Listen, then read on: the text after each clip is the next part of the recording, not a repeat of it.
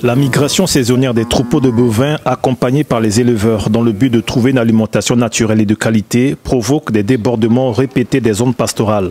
C'est le cas par exemple à Lambi. Cette situation rend la cohabitation avec les cultivateurs de plus en plus difficile, entraînant de nombreux conflits entre les deux parties. Sidonie Tontillo, engagée dans les travaux champêtres à semer maïs, arachides et manioc.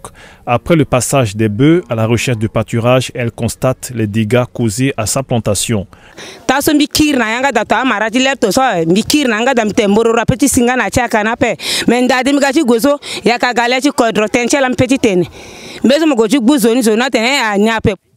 De leur côté, les éleveurs rencontrent de nombreuses difficultés dans leurs efforts pour éviter les cultures situées à proximité de leur zone de pâturage ainsi que les cultures situées près des sources d'eau. Ils dénoncent également le comportement de certains cultivateurs mal intentionnés qui volent, abattent et empoisonnent l'herbe de leur pâturage.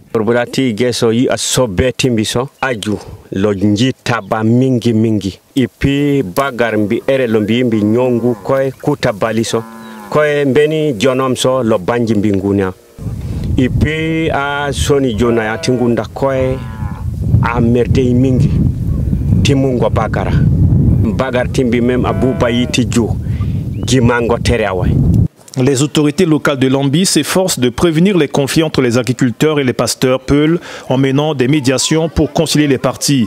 Autrefois, si un peul, les bœufs dévastent les champs d'un cultivateur, en l'amiable, ils s'entretiennent, même mis hors le chef. Entre eux deux, ils peuvent même s'attendre.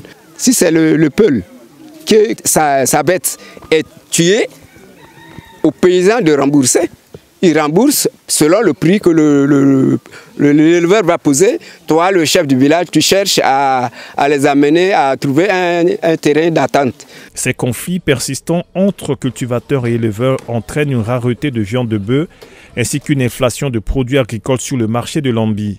Kina amolenge gumba ya so kina gbetimi metombi mu pata timi 1000 francs goji vona kasati bagara kirana ngada a suffire après et aussi gozo so si mu quantité ni tene amninga te ko be suffisamment mo ba aikpali teneti so yaka abuba ngere ti gozo ngaji tene mo vovongo andozi gara a umingi nanduzu.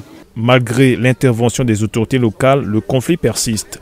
Dans le but de résoudre ces situations et ses répercussions sur les communautés, les autorités locales ont organisé une réunion entre cultivateurs et éleveurs avec le soutien de la MINUSCA. Par rapport au problème vol de bétail, nous avions demandé aux responsables du secteur d'élevage et de l'agriculture de les appuyer à procéder dans ce qu'on appelle la délimitation des zones d'élevage et d'agriculture. Nous avions conseillé aussi à la population d'éviter de cultiver dans les couloirs de transhumance. La fois passée, je crois qu'avec l'équipe de la MINUSCA, on était descendu sur le terrain, surtout à Lambi. Et je crois qu'après cette réunion-là, je crois qu'il y a un grand changement. Ils se cohabitent ensemble et puis il n'y a pas de souci. Cette rencontre entre cultivateurs et éleveurs peuls constitue une démarche proactive visant à favoriser une cohabitation pacifique pendant la période de transhumance.